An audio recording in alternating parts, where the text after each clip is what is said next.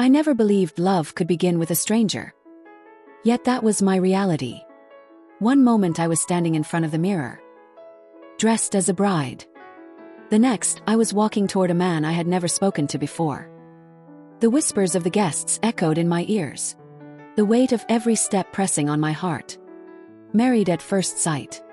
A promise written before a single word exchanged. I thought it would be the biggest mistake of my life. But fate had other plans. The wedding day began with silence in my chest.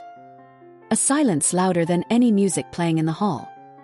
I stood in the dressing room. Veil pinned, white gown flowing, hands trembling slightly. My reflection stared back at me. Not with joy but with a question. Who am I about to marry? Guests gathered outside. Laughter filling the air, footsteps echoing against polished floors. The chatter grew louder. Fragments of sentences drifting through the door. She looks beautiful. He must be nervous too. Can you imagine marrying a stranger? Each word pierced me. A reminder of the unknown future waiting at the end of the aisle. This wasn't an arranged marriage in the traditional sense. It was a leap of faith. A televised experiment, a bold decision, a contract signed in the name of destiny. Family members sat in the audience, some proud, some doubtful, some silently judging. I wondered if their smiles hid their fears. The same fears gnawing quietly at my heart. When the music began, my body stiffened, but my legs carried me forward. Step by step, I moved toward the altar. Each step like a drumbeat, slow, deliberate, irreversible. And then I saw him. A stranger in a suit, tall, composed, eyes wide with the same disbelief. For a moment the world blurred. Just me, him, and the weight of an unspoken vow. We said our vows with trembling voices. Not out of love but duty, expectation, curiosity. I promise to stand by you. I promise to respect you. Words heavy, rehearsed, unfamiliar. Rings slid onto fingers. A kiss sealed the promise. Yet inside, questions screamed louder than any celebration. At the reception, the music played cheerfully. Friends and relatives clapped. Glasses clinked. But beneath the laughter, I felt his gaze on me. Cautious, searching, curious. He smiled politely, as if learning how to smile at me for the very first time. I returned the gesture, pretending confidence. While inside, I was unraveling slowly. The first dance was stiff. Two strangers swaying under the eyes of hundreds. He whispered, "We'll figure this out. Somehow." His voice was calm, almost soothing. And in that moment, something inside me softened slightly. After the ceremony, we sat together. Speaking in fragments, testing waters, gauging tones. What do you like to eat? Do you like books? Do you travel often? Simple questions, but each one felt like chiseling away at the wall between us. We weren't lovers yet. But we weren't enemies either. The night ended with exhaustion. The gown folded, the suit hung neatly. We shared a quiet ride to the hotel. The city lights blurring past the window. I stared at him, wondering, who are you really? And will you ever become more than a stranger holding my hand? The first weeks of marriage were careful. Polite conversations, small gestures, surface-level kindness. He cooked once, burning the rice. I laughed quietly, breaking the ice between us. I forgot my keys once, and he waited outside for hours until I returned. Slowly, very slowly, trust began to weave itself like a fragile thread. We took evening walks. Sometimes talking, sometimes silent. He told me about his childhood. The struggles, the little victories, the scars he carried quietly. I shared pieces of my own past. Cautious at first, then more freely. Bit by bit, we began to feel less like strangers, more like companions. People around us whispered, "Maybe they'll fall in love. Maybe this could work." And though I smiled when I heard those words, deep inside, fear lingered quietly. Because I knew love built on such fragile beginnings could crumble easily. And I wasn't sure if fate was kind enough to hold us together. Yet for a time, happiness bloomed unexpectedly. We laughed at silly jokes, shared morning coffees, celebrated small victories together. The bond felt new, raw, real in ways I hadn't expected. It was fragile, but it was ours. But even in joy, shadows lurked quietly at the edges. Moments of silence grew longer. Questions left unanswered. Glances that lingered too long on phones. Cracks in trust. Subtle, small, but undeniable. And I began to wonder, was love really growing here? Or was something dangerous quietly brewing beneath the surface? The turning point came one evening. A call he didn't want me to hear. His voice lowered, words hurried, tone uneasy. I asked, "Who was that?" He smiled too quickly. "Just work." But my heart whispered otherwise. And in that moment, I knew something was about to break. The morning after that strange phone call, I tried to brush it off, telling myself not to overthink. But silence grew between us like an invisible wall, thicker with every passing day. He smiled when I asked questions, but his eyes avoided mine. That's when I realized, trust is not lost in one moment. It slips away slowly like sand through fingers. At work, I noticed my thoughts drifting, unable to focus, replaying his voice on that call. It wasn't just work. The tone carried something more. Something personal. Something secret. I wanted to ask again, but fear stopped me. Fear of being lied to twice. Still on the surface, life carried on as though nothing had changed. We went to dinners, smiled at cameras, played the role of a happy couple. Our friends complimented us. "You two look perfect together." But perfection felt heavy. Because behind closed doors we were not perfect at all. One evening he surprised me with flowers. Roses, red and heavy with fragrance. Just because, he said. But his eyes flickered away too quickly. I held the roses, smiling on the outside. But inside my chest tightened. Because love should not feel like guilt wrapped in petals. As weeks passed, I started noticing more. The way he guarded his phone, the sudden texts at night. The quiet walks where his mind seemed elsewhere. He laughed at my jokes. But it was delayed, distracted. And I felt myself slowly fading from his world. To cope, I threw myself into routine. Cooking, cleaning, making plans, pretending. But every time I tried to close the gap, the silence only widened. We talked less about dreams, and more about schedules, bills, obligations. The marriage felt less like a beginning, and more like a performance. Still, there were moments, fragile, fleeting, when I thought maybe we could still make it. Like the night we sat watching rain. His arm brushed mine and he whispered softly, "I'm trying." For a moment, I believed him. For a moment, I thought love could still grow in broken soil. But doubts have a way of multiplying. Once they take root, they grow wild. I found myself listening for his footsteps, watching his expressions, searching for cracks in every word. And each time I caught him hesitating, each time his smile felt forced, the doubts sharpened. My family began to notice too. My mother asked, "Are you happy?" I smiled quickly, too quickly. Yes, of course. But my heart whispered otherwise. At a family gathering, we sat side by side, laughing with others. Yet when I looked at him, I saw the distance in his gaze. He was there, but not truly with me. And for the first time, I felt utterly alone, sitting beside the man I called husband. That night, lying awake, I replayed every moment since the wedding. The vows, the laughter, the walks, the silence. It felt like pieces of a puzzle that didn't quite fit. And the more I tried to force them together, the more I saw the gaps.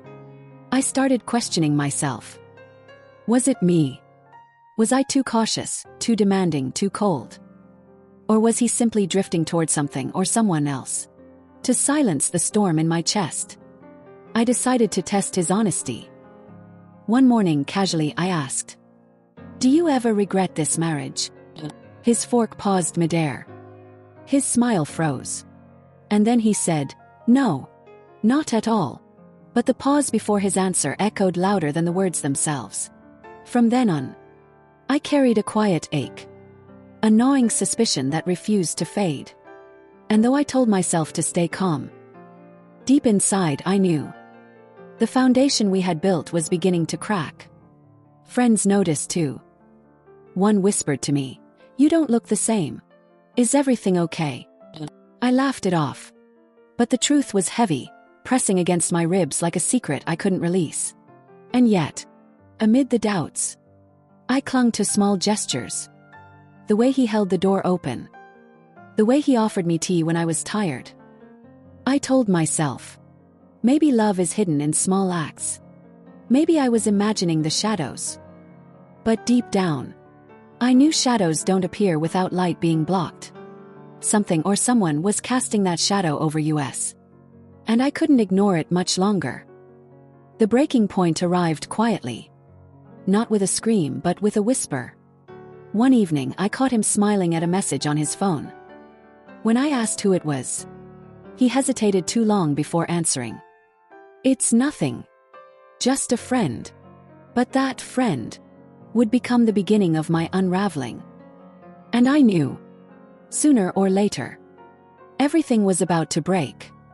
The days after that night grew heavier. I wanted to believe him. To believe that just a friend really meant nothing. But the seed of doubt had already been planted. And it grew silently, relentlessly, inside me. Each time his phone buzzed, I noticed the way he tilted the screen away from me. Each time he excused himself to take a call, my heart throbbed with unease. He still smiled at me, still spoke kindly. But his attention was elsewhere. And love cannot survive when attention begins to drift. I told myself I was imagining it. Paranoia, insecurity, fear. But small details betrayed him. The way his tone softened on the phone. The way his laughter sounded lighter when it wasn't with me. Those were not the sounds of nothing. We still lived like a married couple. Dinners, events, shared spaces. But our conversations grew shorter. Our silences longer. I began to measure time by the gaps between us. Gaps that widened no matter how hard I tried to close them. I searched for comfort in routine. Making his favorite meals, leaving notes on the counter waiting up for him. But the gestures went unnoticed. Or worse, they were met with absent-minded thanks. Love, I realized, cannot survive on effort from just one side. One evening, I tried to confront him gently. "You seem distracted lately. Is everything okay?"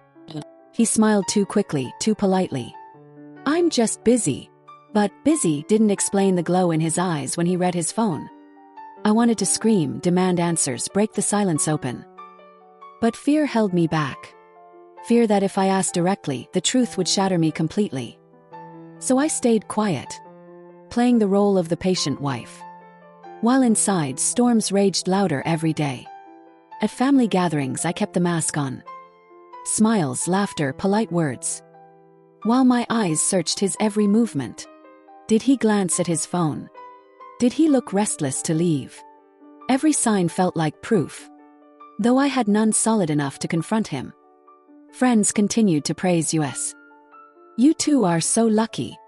What a perfect match." I smiled, nodded. But deep inside I felt like a liar. Because what they saw was only a reflection. A carefully polished image hiding cracks beneath. There were still rare moments of tenderness. Like when he reached for my hand absent-mindedly in the car. Or when he covered me with a blanket as I slept on the couch. For those brief seconds I wondered. Was I wrong? Was my heart imagining shadows that didn't exist? But the doubt always returned. Sharper, louder, stronger. Because real love does not make you question your worth every night. The turning point came quietly. As they often do. One evening he stepped out for work. His phone buzzing as he left. Something inside me told me not to ignore it this time. So I followed. My hands shook as I trailed behind him. Heart pounding with every step. He walked faster, unaware of my presence. And then, he stopped outside a cafe. Through the glass I saw him smile. Not at me, but at her. She was younger, vibrant, laughter spilling like music. And the way he looked at her was the way I had always wished he would look at me. My chest tightened. Breath caught in my throat. It wasn't just a friend. It never had been. I froze watching them. Laughter, soft touches, shared secrets. Every promise spoken at the altar echoed in my ears, shattering with every smile he gave her. In that moment, I wasn't his wife. I was just a stranger watching the man I married belong to someone else. I didn't confront him then. I walked away quietly, my legs heavy, my vision blurred. Tears burned. But I swallowed them. Because crying in the open felt like giving the world proof of my brokenness. Back home, I sat in silence, staring at the walls, at the photos of us smiling. Photos that suddenly felt like lies frozen in time. I wanted to scream, to tear them down. But instead, I just stared, numb and hollow. When he returned that night, he smiled, kissed my forehead, asked about my day. And I played along. Nodded, smiled back. Because I realized, betrayal isn't always loud. Sometimes it's quiet, wrapped in polite smiles and empty words. From that day, something inside me shifted. The doubt was gone, replaced by certainty. But certainty brought no comfort, only the crushing weight of knowing the truth. I carried it alone, not telling friends, not telling family. Because admitting it out loud meant admitting my marriage was already broken. And I wasn't ready. Not yet. So I stayed. Smiling, cooking, laughing at his jokes. All while the image of him with her replayed endlessly in my mind. It was the beginning of the end. Though I hadn't yet decided how the end would come. And as I lay awake each night, listening to his steady breathing beside me, I wondered quietly, how much longer could I live with a stranger wearing the face of my husband? The days after seeing him with her felt unreal. I walked through our home as if it belonged to strangers. Every picture frame on the walls, every gift from the wedding, felt tainted, poisoned by the truth I carried. I tried to act normal. I smiled when he spoke, I laughed when he made jokes. But my smiles were hollow, my laughter dry. Inside, I was slowly withering. He noticed, of course. "Are you okay?" he asked one evening, his tone casual but his eyes searching. I nodded quickly. "Just tired." But the lie hung heavy between us. And he didn't press further. Maybe he already knew why I was tired. Nights became unbearable. I lay beside him, staring at the ceiling, wondering where his heart truly was. Was it with me, lying in silence? Or was it still back at that cafe, in the glow of someone else's laughter? I thought about leaving, packing my bags quietly, walking away before he had the chance to hurt me further. But something stopped me. Pride, fear, stubbornness. I wasn't sure.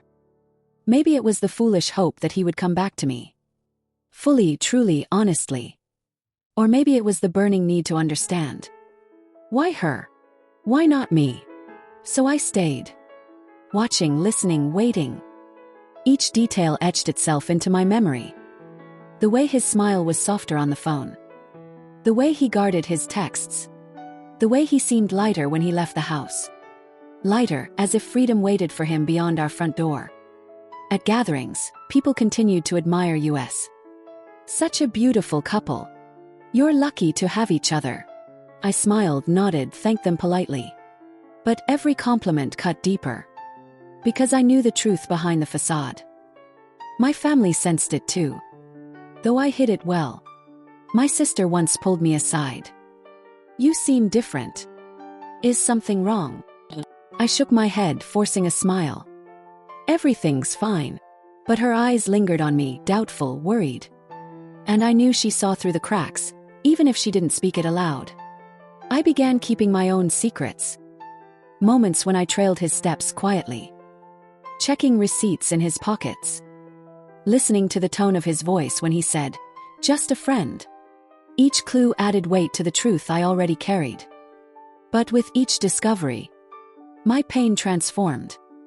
It was no longer just sorrow. It became anger, quiet but sharp. Anger at his betrayal.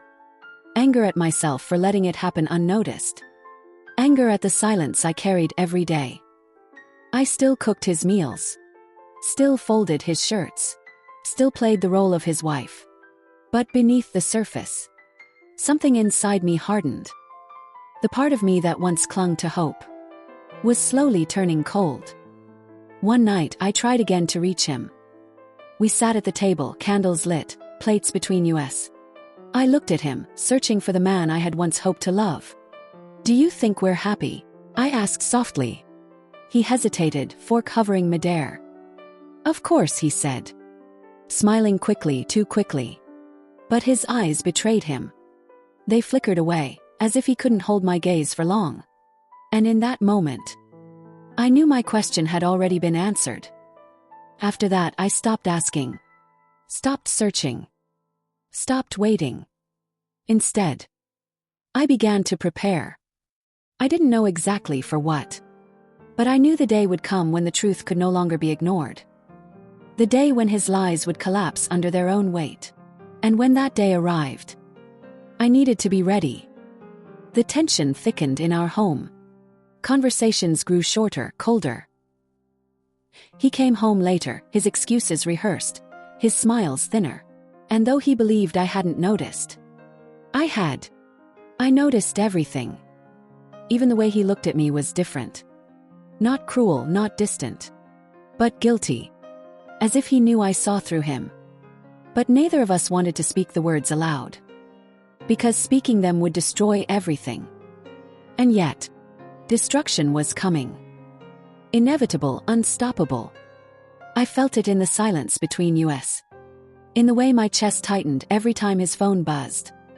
The marriage we had built, fragile from the start, was cracking beyond repair. Still, I clung to the routine. Morning coffees, evening walks, polite exchanges. Not out of love anymore, but out of habit, survival, fear of the unknown. Because letting go of even a broken marriage felt like stepping into darkness. But darkness was already here. It lived in every corner of our home. In every secret he carried, in every silence I allowed. And though I hadn't yet decided what to do, I knew something inside me was shifting. It was no longer just about love or betrayal. It was about dignity, truth, the weight of promises broken. And I realized quietly, one way or another, this story was about to change forever. The night it finally began was ordinary. Dinner on the table. The clink of cutlery. Casual words exchanged without meaning. But his phone buzzed again. And when I saw the name flash on the screen, something inside me broke completely. Her name. Not hidden, not disguised, not erased. Her name glowing brightly, as if daring me to see it. I looked at him. He froze, caught in the silence. And though I didn't speak, my eyes told him everything. I knew. He knew I knew. And in that unspoken moment, the marriage was no longer a secret to protect. It was a battlefield waiting to ignite. The moment her name lit up his phone, my world shattered. It wasn't hidden. It wasn't disguised. It was right there in the open. Her name glowing brightly, like a cruel truth daring me to deny it. I looked at him, frozen. My hands trembling. My chest heavy with rage and disbelief. For a moment, silence hung between us. Thick, suffocating, unbearable. Then he reached for the phone quickly. Too quickly. And that was when I knew. Everything I had feared was real. I whispered, "Who is she?" My voice cracked, weak, desperate. He hesitated. Eyes darting, lips parting, searching for lies. Finally he muttered, "She's just a friend." The words cut like knives. Because they were the same words he had always used. But this time I had proof staring back at me. This wasn't paranoia. It was betrayal, clear and undeniable. I wanted to scream. To throw the phone across the room. To demand every detail of his lies. But the shock paralyzed me. My body numb, my voice trapped in my throat. Tears burned. But I refused to let them fall. Not in front of him. Not now. He tried to explain, fumbling for excuses, words spilling out too fast. It's not what you think. We're just talking. She's going through a tough time. I was helping. But every word only deepened the wound. Every excuse made the betrayal heavier. I stared at him, my silence louder than any scream could have been. Finally, I whispered, "You lied to me." He flinched. His lips parted, but no words came out. And in that moment, I saw guilt written all over his face.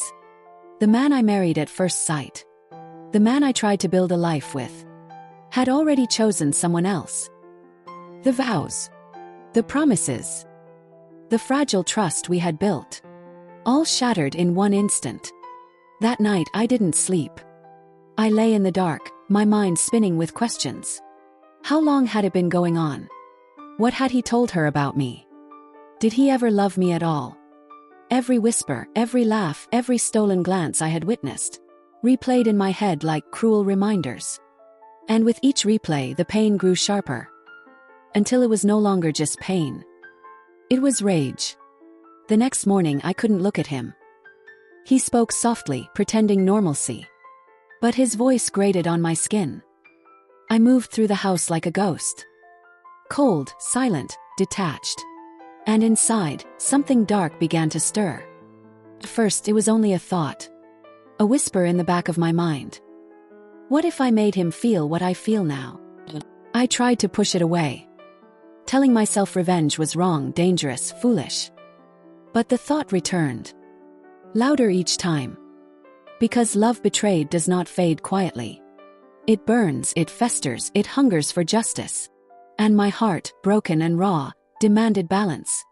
If he had taken something from me, I would take something back. That night he tried to touch me. His hand brushed mine, his voice soft, rehearsed. "We can fix this." But I pulled away. My body cold, my voice sharper than I intended. "You've already broken it." He said nothing, only lowered his eyes, ashamed, guilty. And though silence filled the room again, inside me the whisper of revenge grew stronger. The following days blurred into one another.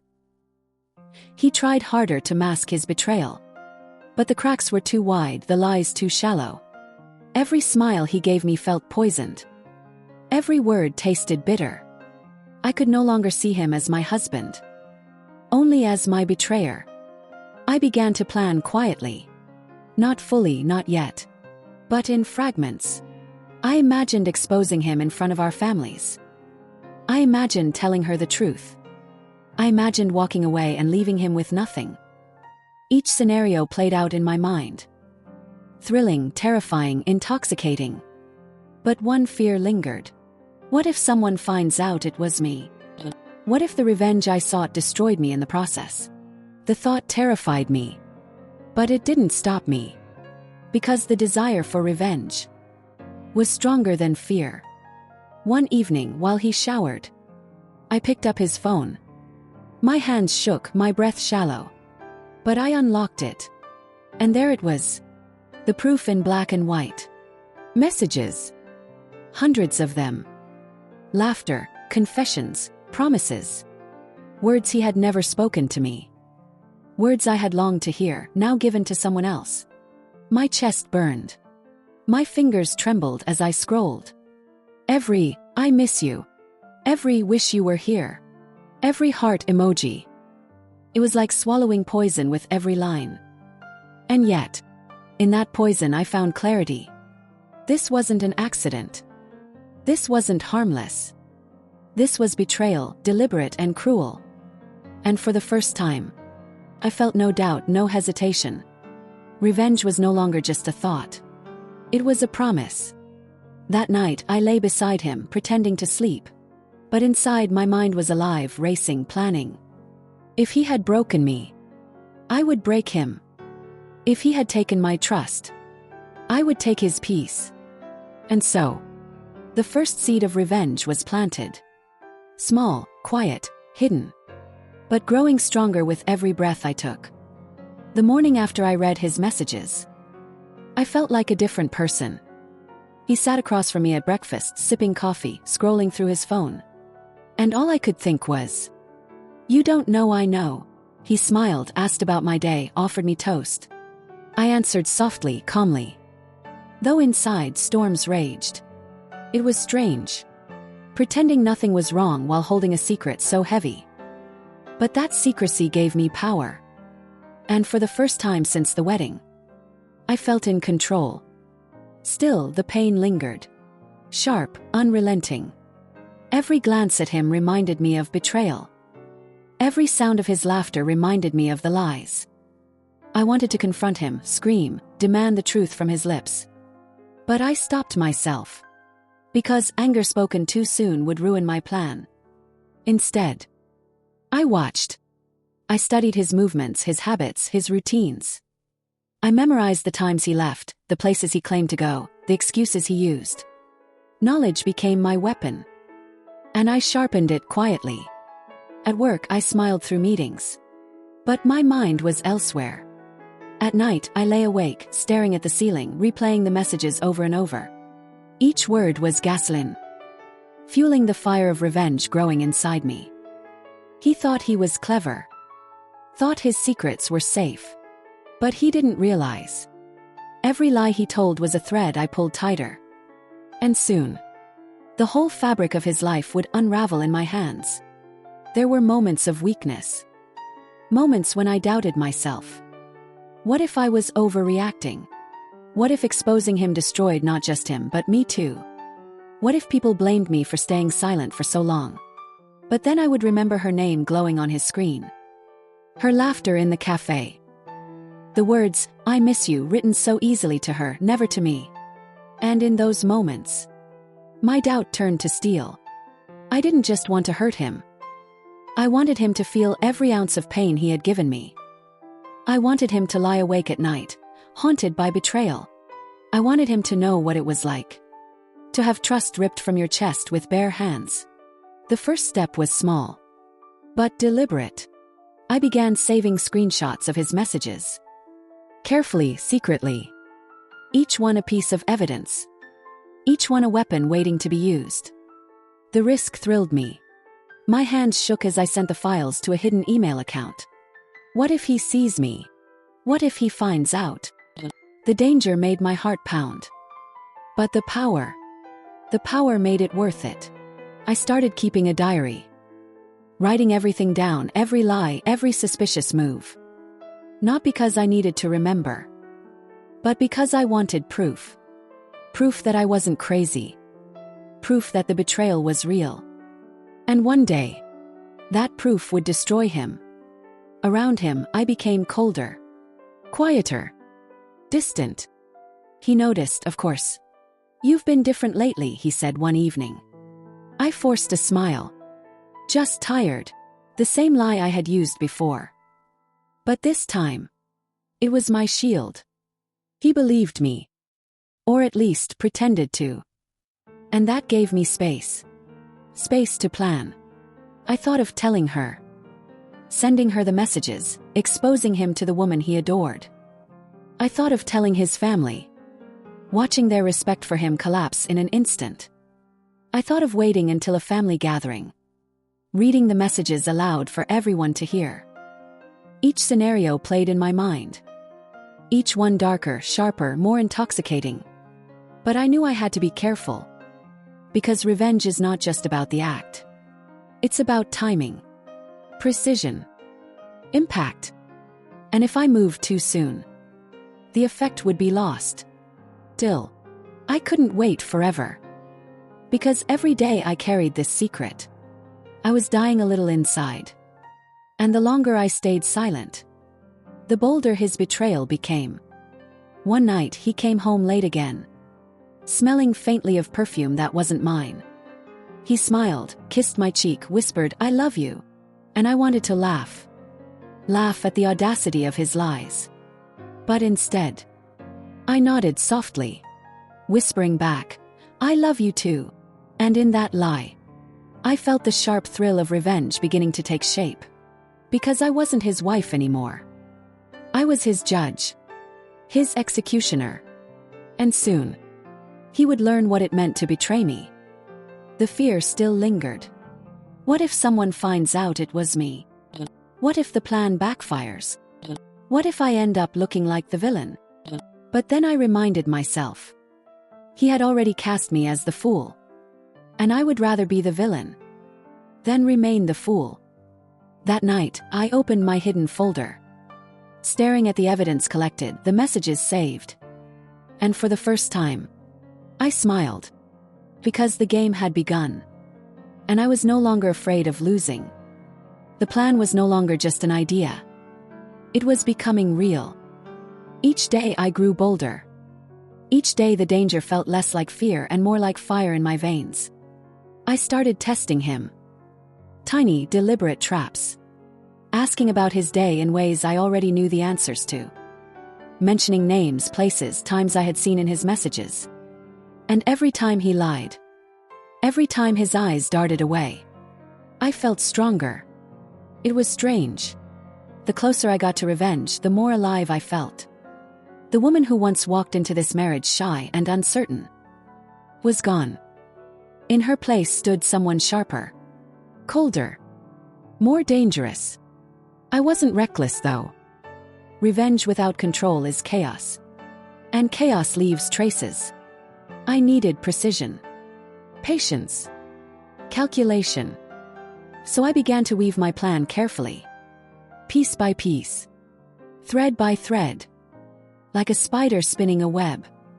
Waiting for the perfect moment to strike. The first move was subtle. I started leaving hints that I knew more than he thought. A word slipped into a conversation. A look that lasted a little too long. Something that made his smile falter. His confidence crack. And I saw it. That flicker of fear in his eyes. The quiet suspicion that maybe, just maybe, his perfect illusion was slipping. He asked me once, "Do you trust me?" I wanted to laugh. But instead I whispered softly, "Of course." Those two words tasted bitter on my tongue. But they were powerful. Because while he believed me, I was already dismantling his world. One night, while he showered, I unlocked his phone again. This time I didn't just read. I forwarded. Every incriminating message, every picture, every word of betrayal. I sent them to my hidden account. A vault of poison. Waiting to be unleashed. The risk thrilled me. The sound of the water running in the bathroom. The timer ticking in my head. Every second felt like a heartbeat pounding louder and louder. If he walked out at the wrong time, everything would be exposed. But he didn't. And when I locked the phone and placed it back on the table, I knew I was holding the key to his downfall. Still, collecting evidence wasn't enough. Revenge isn't just about knowing the truth. It's about revealing it. And I wanted his destruction to be unforgettable. So I started planting seeds. Quiet whispers in conversations with friends. Subtle questions to family. Not accusations, but doubts. Have you ever noticed he comes home late these days? Do you think he's been a little distracted lately? Just enough to stir curiosity. Not enough to cause suspicion of me. And slowly, the cracks began to spread. People started watching him closer. Asking questions he couldn't easily answer. He didn't know it yet. But his perfect mask was already slipping. The first true move of revenge came on a Sunday. We were at his family's house. A simple gathering, laughter, food, children running through the halls. He leaned down to kiss my cheek. And in that moment, I whispered just loud enough for him to hear. "How was the cafe last Thursday?" His body froze. His hand trembled slightly against my skin. He pulled back, eyes searching mine. But my smile remained calm. No one else noticed. But he did. And that was enough. Because now, he knew I knew. The rest of the evening he was quiet. Distracted. And I savored every second of his discomfort. For the first time he felt the weight of fear I had carried for weeks. That night, he asked me, What did you mean? I looked at him softly, calmly. Nothing. But my silence, my refusal to explain, spoke louder than any confession could. He didn't sleep well that night. I heard him tossing, turning, pacing the floor. And for once, it wasn't me haunted by secrets. It was him. The balance of power had shifted, and I intended to keep it that way. Still, I knew this was only the beginning. One whisper wasn't enough. One seed of doubt wasn't enough. Revenge needed to grow, to consume, to spread until it suffocated him completely. So I waited, watched him unravel. Each lie harder for him to tell, each excuse weaker than the last. His smile no longer steady, his laughter no longer free. And as I watched, I felt the thrill, the intoxicating rush of control. But beneath that, a darker truth whispered in my chest. If someone found out what I was doing, if someone traced the whispers back to me, I could lose everything. Yet even that fear couldn't stop me. Because the first move had landed. And the ripples were already spreading. There was no turning back now. The house felt smaller now, each room heavy with unspoken truths. I moved through it like a ghost, careful not to disturb anything that might betray me. Every creak of the floorboards sounded like a secret about to be revealed. He was fragile now. His smiles brittle, his excuses thinner. At family dinners he sat quiet, fingers drumming the tablecloth nervously. People noticed the change. Polite questions, sideways glances, awkward silences. I watched him in those moments, cataloging each misstep, each falter. It felt almost clinical. The way he unraveled before me like a thread pulled slowly from cloth. Power, I realized, had a weight you could hold and measure. The whispers I had planted at first had grown teeth. Colleagues and relatives repeated small doubts without knowing their origin. Rumors are like seeds. You plant them carefully and they sprout in other people's mouths. He had no idea who had watered them. Only that the garden of his life was wilting fast. One evening his sister cornered him gently in the kitchen, her voice low and worried. "Are you sure everything's okay?" she asked, eyes searching his face for answers. He stammered, lied, then simply excused himself, leaving questions hanging like smoke in the air. I felt a strange satisfaction. It was not a clean joy. It was a cold, controlled relief. But satisfaction is complicated. It comes wrapped in guilt sometimes, and sometimes in vindication. I had wanted him to feel the weight I carried. And now he did. Still, danger stalked my footsteps. The thought that someone might trace the unrest back to me crept in nightly. What if someone finds out it was me? I whispered into my pillow once. Voice small in the dark. The question hovered like a specter. What then? Reputation ruined, friendships broken, family torn apart. I ran through scenarios in my head, each possibility bleaker than the last. If discovered, would people blame me for cruelty? Would they say I destroyed the marriage on purpose? Would they look at me and see a vindictive woman instead of a wounded wife? Those risks made me plan with even more care. Stealth became necessity, not thrill. I wiped fingerprints, closed browser tabs, used burner emails, left no obvious trail. Revenge without a trace is precise. Revenge with a scar is dangerous and foolish. Despite precautions, risk ignited unexpectedly. A cousin asked a pointed question at a family lunch. "Have you two been okay lately?" he asked casually, unaware of the landmine in his words. The table fell quiet. Eyes flicked between us. The air thickened. He glanced at me, then away, panic visible like sweat on his temple. My heart raced. The moment stretched thin. I smiled gently, said something neutral, deflected with practiced ease. But the crack was there. A new ripple running through social circles. He grew reckless in response. Anxiety breeds mistakes. And he made one that week. He left a message open on the kitchen counter while he rushed out to a meeting. It was a small window, a brief exposure. But the content was unmistakable. Its tone intimate, familiar, careless.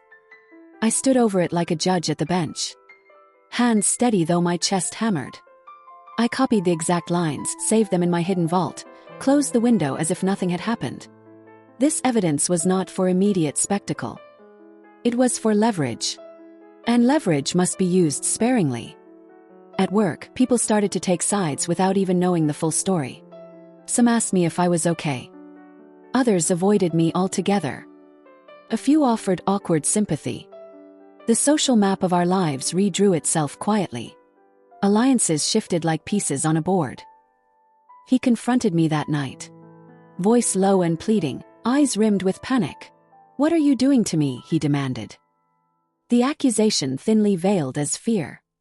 I looked at him, measured, steady. "I'm doing what you made me want to do," I replied softly.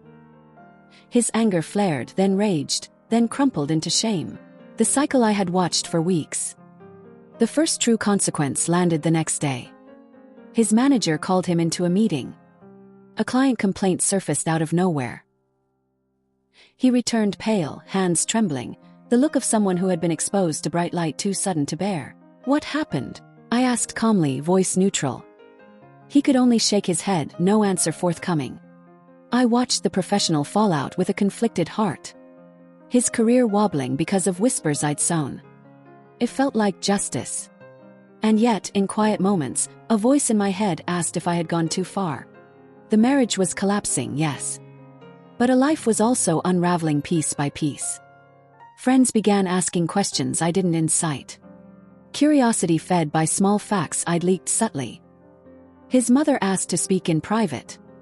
Her face creased with worry and confusion. "You look tired, dear," she said to me softly. "Is everything all right between you two?" I could have told the truth. I could have stopped the spiral. But I didn't. The plan had momentum. Stopping midstream would flood both of us with consequences I couldn't predict. And a strange thing about revenge is that once it begins, it pushes forward like a wave that refuses to stop. He lashed out once, hands clenching, voice sharper than I expected. "Why are you doing this?" he shouted in the hallway one night. Neighbors might have heard if not for the muffled curtains and the thinness of the walls. I answered simply. "Because you betrayed me." And the words were small but absolute. After that, friends and family drifted into the orbit of speculation. Someone mentioned seeing him near the cafe again. Another person noted his distractedness at a gathering. The ripples multiplied.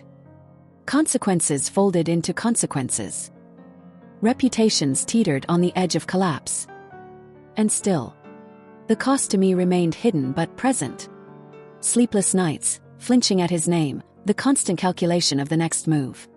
I began to lose parts of myself in the strategy. Humor faded, spontaneity diminished, warmth cooled into calculation.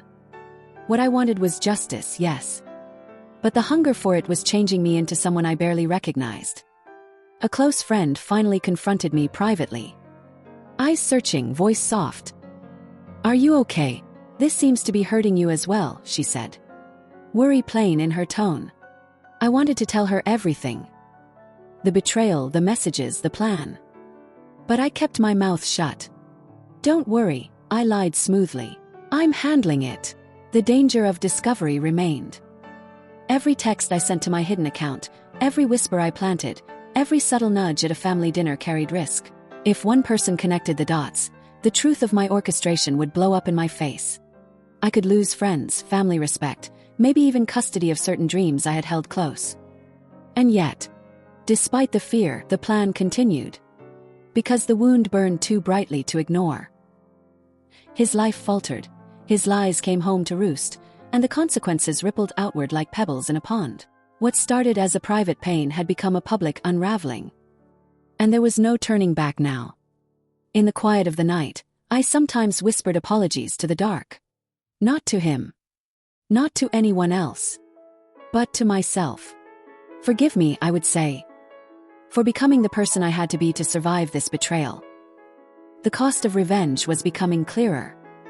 And yet the path forward remained the only one I could see. The first strike had caused damage that spread further than I imagined.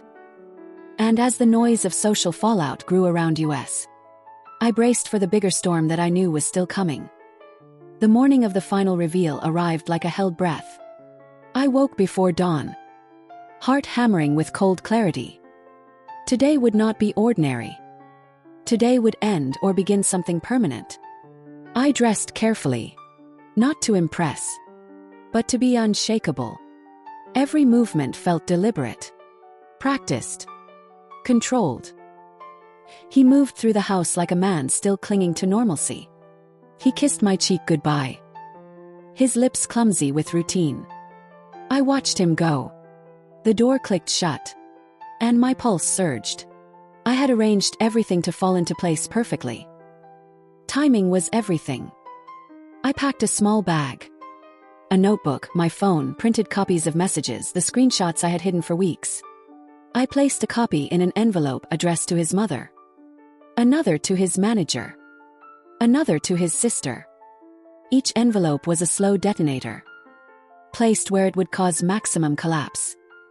I felt no thrill in cruelty, only a cold determination to set the record straight. At the cafe where he met her that first blurry afternoon, I waited across the street, watching the windows with a patience I had not known I possessed. When they arrived together later, laughing like conspirators, I stood and walked toward them calmly. My hands did not tremble. My voice was steady. "Hello," I said softly as I reached the table, sitting deliberately between them. They froze, smiles faltering, the bubble of their private world punctured by my presence. He tried to stand, his face drained of color. "No, sit," I told him, quietly, with the authority of someone who had been wronged long enough. I slid the envelope across the table. Plain, unmarked, heavy with truth. He looked at it like it was a loaded thing. Then at me, bewilderment and fear mixing in his eyes. "Open it," I said calmly, letting silence do the work words used to do. Her hand shook as she opened it, fingers tearing the flap. Inside were messages, images, dates stamped clearly. Her face changed from laughter to confusion to horror in seconds, the laughter evaporating like smoke. He reached to grab the papers, panic in his movements. "Don't," I said, my voice low, final. "You don't understand," he started, pleading already, the rehearsed excuses spilling out automatically. "I understand perfectly," I interrupted, sharp and precise. She looked at him, then at me, then back at the pages. Betrayal reflected in her eyes now too. "I thought he was single," she whispered, voice cracking, disbelief and shame coloring every syllable. His hands went to his face. He was unmasked, exposed by paper and photograph and the inevitability of truth. People in the cafe noticed. A hush spreading like fog. Whispers rising. Curiosity aligning with judgment. I felt no triumph in that hush, only the cold conclusion of what I had set in motion. This was not entertainment. This was justice in its rawest form. Painful and necessary. He stood abruptly, chair scraping back loudly. An ugly sound in the quiet room. "You can't do this here," he hissed, voice low and dangerous. "Yes, I can," I said simply, letting the words land like a verdict. He lunged for the papers as if grabbing them back could reverse time. She shoved them away from him, anger flashing now where confusion had hung a moment before. "Why didn't you tell me?" she demanded, pointing at him. Betrayal cutting both ways now. The scene broke the way a stitched seam finally gives. Sound and motion spilling everywhere. People stared openly now. Phones lifted to record. The public verdict forming in real time. He looked around wildly, searching for an ally, a neutral face, a place to hide. None came. I watched him unravel with a strange calmness, like watching a storm you helped summon. His voice rose, then cracked, then disappeared into pleading. "You promised me honesty. You promised we'd try," I said, each word precise and cold. He had no answer that could unfetter those printed lines on the table. A barista cleared a small table nearby, pretending not to listen. An older woman shook her head sympathetically at me. The human chorus of judgment hummed like distant thunder. Inevitability echoing around us. He tried to grab my hand to pull me away into some private corner and spin a new story. "Please, let's talk at home," he begged. Voice raw with fear. "No," I said short. "Not at home. Not behind closed doors where lies hide." She stood up then, anger replacing hurt. "You lied to me," she spat at him. Sharp as glass. His shoulders crumpled. The mask of confidence dissolved completely. I said nothing, watching their collapse like a conductor listening for the final chord. When they left the cafe in a broken hurry, he stumbled, hands empty, dignity gone. I stayed seated for a long time afterwards, letting the echo of what happened settle into bones and muscle. The world around me was ordinary again. Cups clinking, people talking about small things. But inside me, something had changed irreversibly. I had expected confrontation with him to be the climax. But the public exposure had another life of its own. It set whispers in motion that would reach further than I could have planned alone. My envelopes to his family and manager had been mailed that morning. Time to the cafe reveal. Synchronicity designed to ensure the consequences multiplied like rings in water. By the time I called his mother from a neutral number and asked her to check her mailbox, she found the proof and called me back in stunned silence. "You knew?" she asked, voice a mixture of sorrow and disbelief. "Yes," I answered, each syllable heavy with the cost of truth. Within hours, his family confronted him. Relatives exchanged looks I had seen before in photos of disgrace. At work, the forwarded messages resurfaced in inboxes I had targeted. Managers read, paused, and scheduled meetings. The professional fall I had suspected started to take shape. He tried to spin the story at first. Blame, manipulation, half-truths scrambled like cards in a failing hand. But the paper trail was patient and precise. It didn't need theatrics. It only needed to be present where decisions were made. Colleagues who had once laughed at our honeymoon pictures now avoided his gaze. The social currency he had lost was priceless and gone. When he called me that evening, voice small and pleading, I let it ring. I let the line go to voicemail. I had said what needed saying already. The rest was consequences paying their toll. "You ruined me," he said into the empty phone the next day, voice hollow. "No," I replied later, quietly and without malice. "You ruined us." Short, cutting, final lines felt like punctuation marks. Necessary and harsh. "Why did you do this?" he asked one evening face to face, desperation naked in his tone. "Because you chose deceit over me," I said simply. The words like stones thrown at a glass wall. He had nothing left to bargain for now. No secrets to use as leverage. No friends who would not tremble at the evidence. The climax I had planned had landed with a weight I both expected and feared. It was heavy, dramatic, and utterly believable in its cruelty. After the exposure, our house became a place of thin silences and heavier truths. My mother called often, voice soft, advising patience and self-care. I listened politely, but I knew the momentum could not be stopped. The law of social consequence had been set into motion, and it would not be easily reversed. That night, as I lay awake, the adrenaline finally ebbing, I felt a quiet that was not peace. It was a hollowed-out stillness. The aftermath of a controlled explosion. I had won the battle I chose to fight. But the war inside me was only beginning to be understood. The final act had been achieved. The truth delivered publicly, cuttingly, undeniably. Yet even as the dust settled, I knew the cost would continue to reveal itself in long, slow ways. Revenge had been exact.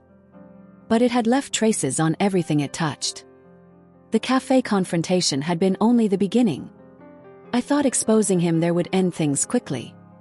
But betrayal doesn't dissolve so easily. It lingers, spreads, festers in every corner of life. The next day, the messages reached his office. His manager called him into a closed-door meeting. Voices raised, muffled through walls. When he emerged, his face was pale. Lips tight, eyes darting like a hunted animal. That evening he slammed the door when he came home. "You destroyed me," he shouted, his voice hoarse with rage and panic. No, I answered calmly, setting down my teacup. You destroyed yourself. His fists clenched. His shoulders trembled. For a moment I thought he might break something, maybe even me. But he didn't.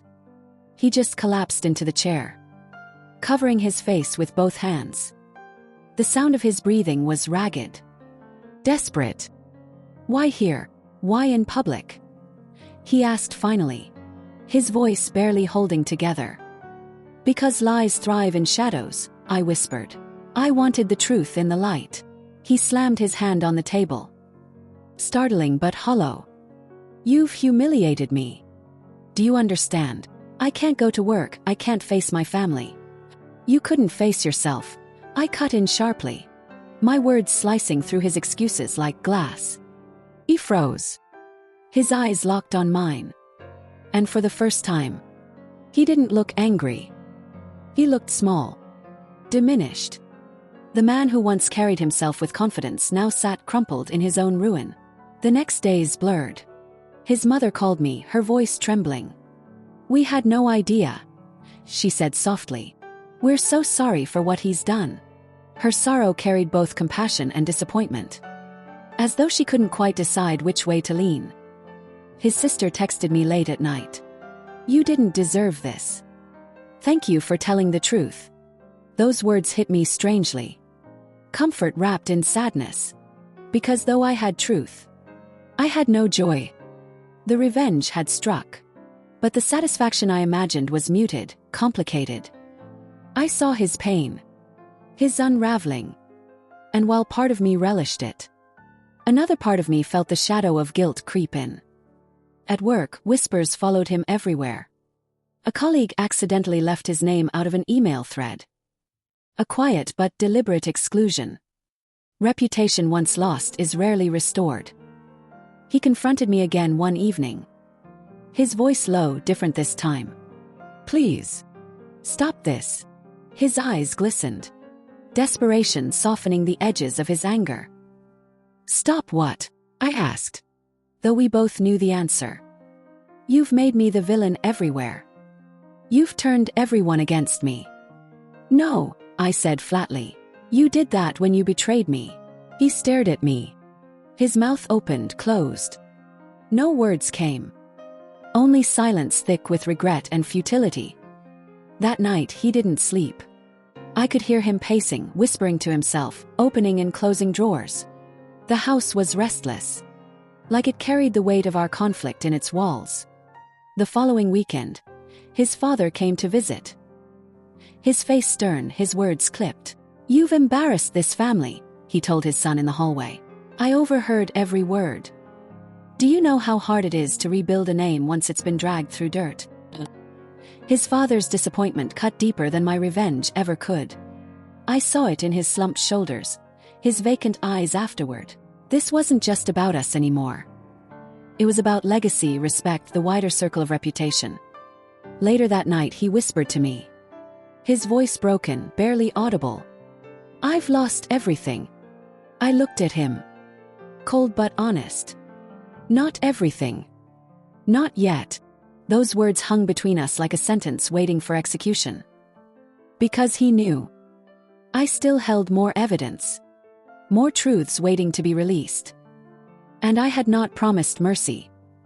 The ultimate confrontation came a few days later. He cornered me in the living room, his hands trembling. Why? Why couldn't you just leave quietly? Why ruin me? I met his gaze steadily.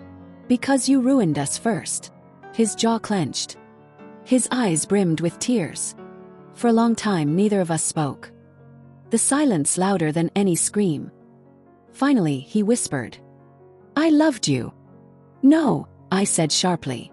You loved yourself. You loved the thrill. But not me. The words broke him. I saw it happen in real time.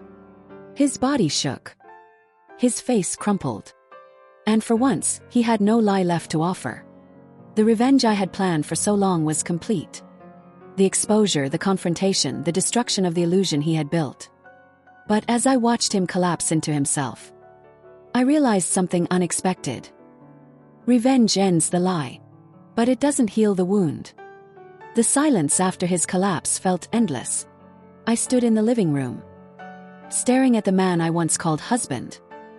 The man I once thought fate had chosen for me. Now he was just a stranger, broken by the very truth he had buried. But revenge doesn't stop at silence. It demands closure. A final strike that leaves no questions.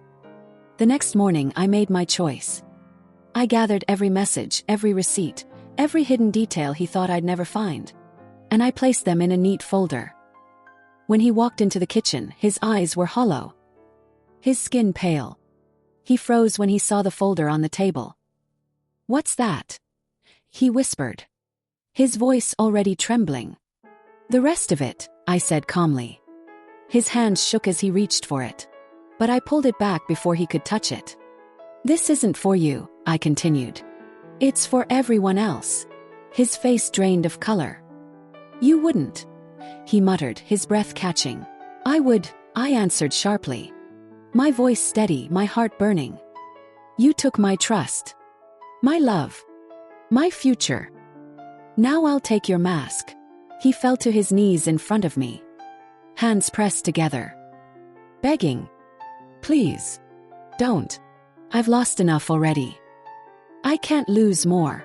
For a flicker of a moment, I saw the boy inside the man. Fragile, desperate, terrified. But then I remembered the nights I cried alone. The days I carried his lies without knowing. The way he laughed behind my back with someone else. And my resolve returned. "You should have thought of that before," I said coldly. His tears fell onto the floor. A soundless confession of guilt. That night I went further. I sent the folder to his boss, to his closest friends, to his family group chat. One by one, the pieces of his reputation shattered. And there was no hiding anymore. The phone rang endlessly that evening. Calls from his colleagues, his cousins, even his best friend who shouted through the receiver, "How could you do this to her? You disgust me." He sat in the corner of the living room, rocking slightly, staring at nothing. Every call was another nail in the coffin of the image he once wore so proudly. Finally he turned to me, his voice raw, his face streaked with tears. "You've destroyed me completely." I met his gaze, unflinching. "No, you destroyed yourself. I just showed the world who you really are." The room was heavy with truth. He opened his mouth to speak, but no words came. Only silence. The silence of defeat. The silence of a man who had nothing left to say. For the first time I didn't feel anger. Or even victory. I felt something deeper. Heavier. A strange emptiness that clung to my chest. Revenge had been fire. It had burned so brightly in me for weeks, months. But now that the fire had consumed everything, only ashes remained. Later that night, I found him sitting alone in the dark. The glow of his phone screen illuminating his face. He was scrolling through messages. People cutting ties, condemning him, leaving him behind. He whispered to himself, "I have no one left." I stood in the doorway, watching silently. Part of me wanted to turn away. Part of me wanted to comfort him. But I stayed still. Because this was the choice he made. The path he carved with lies. The final confrontation came the next morning. He looked at me across the breakfast table. Eyes red, voice hollow. "Do you feel better now? Is this what you wanted?" I sipped my tea slowly, letting the silence stretch. Then finally answered, "No, this isn't what I wanted. I wanted love. I wanted honesty. But you chose betrayal. So I chose truth." His face twisted. Not in anger this time, but in something closer to regret. He whispered softly, "Then I guess we're both finished." I didn't reply. Because in that moment, I knew he was right. We weren't husband and wife anymore. Not partners, not lovers. Just two strangers tied by a broken vow. And as I walked away from the table, from the house, from him, I realized revenge had given me closure. But it hadn't given me peace.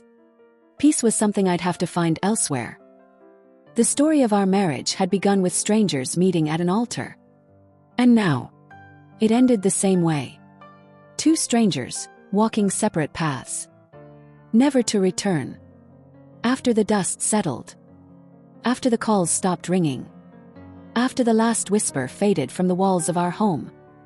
I found myself in silence. Silence can be a strange companion. At first it feels like peace. Then it begins to feel like emptiness. I had destroyed his mask. Torn apart the lies he built. And for a time I thought that was enough. But revenge is never that simple. It satisfies one wound, while opening another. The house felt different. Colder somehow. Every room still carried his presence. The echo of his footsteps, the ghost of his laughter, the memory of our shared mornings. I had once believed this house was the start of our forever. Now it was nothing but walls and echoes. Friends called me brave. Some called me ruthless. Some avoided me altogether. Unsure of what to say to a woman who burned her marriage to the ground. Their words washed over me. None of them knew the whole truth. None of them knew the nights I spent staring at the ceiling, wondering if I had gone too far. Because the truth is, I didn't just ruin his life. I shattered my own idea of love. There were mornings I woke up and almost reached for him. Forgetting he was gone. Forgetting he was never truly mine to begin with. There were nights I replayed our first days together. The laughter, the small kindnesses, the warmth of believing we could build something real. And then the image of betrayal would flash before me. Tearing the memory apart. Reminding me that even the brightest days had been painted over lies. Revenge gave me strength. But it also left scars I couldn't ignore. I began to ask myself, was I better than him? Or had I simply learned to hurt the way he hurt me? Because when I looked in the mirror, I didn't see the woman who once dreamed of love. I saw someone hardened. Someone who carried shadows in her eyes. And I wondered, had I lost more than I had gained? Still, there was a quiet liberation in knowing the truth was no longer buried. No one could call me blind. No one could call me weak. I had taken control when everything threatened to collapse. And in that control, there was a strange kind of peace. I moved out of that house not long after. Packed my clothes, my books, my memories into boxes. And left behind the walls that had witnessed both love and ruin. The day I closed the door for the last time, I whispered to myself, this chapter is done. But endings are never that clean. Because pieces of the story follow you. In the quiet moments. In the loneliness of a new apartment. In the reflection of an untouched teacup. His shadow still lingers. Sometimes, I wonder what became of him. Did he rebuild his life? Did he find someone else to trust him again? Or is he still trapped in the ruins of his own making? I don't know. And maybe I don't want to know. Because this was never just about him. It was about me. About the girl who married a stranger at first sight. Hoping for magic. And finding betrayal instead. About the woman who chose not to stay silent. Who chose fire over surrender. Do I regret it? Some days yes. Some days no. Revenge is complicated. It doesn't heal. But it doesn't leave you powerless either. It leaves you standing in the wreckage. Deciding whether to rebuild or walk away forever. For me, I chose to walk away. And maybe that is the truest form of peace. Not waiting for someone else to fix what they broke. But learning how to breathe without them. So if you ask me today, did you find love in your marriage at first sight? I would say, I found something else instead. I found strength. I found truth. I found the courage to walk away. Even when it left me empty. Because sometimes, love doesn't stay. But lessons do. And though revenge carved scars into my heart, those scars are proof. Proof that I survived. Proof that I will never settle for less than honesty again. The story of US may have ended in fire. But my story continues beyond the ashes. If this story touched you, if you felt the weight of trust, betrayal, and the cost of revenge, I'd love to hear your thoughts in the comments. What would you have done in my place? Would you have chosen silence? Or spoken the truth, no matter the price? Your perspective could help someone else who is living in the shadows of their own story. And if you'd like more emotional journeys like this one, consider joining us for the next story time.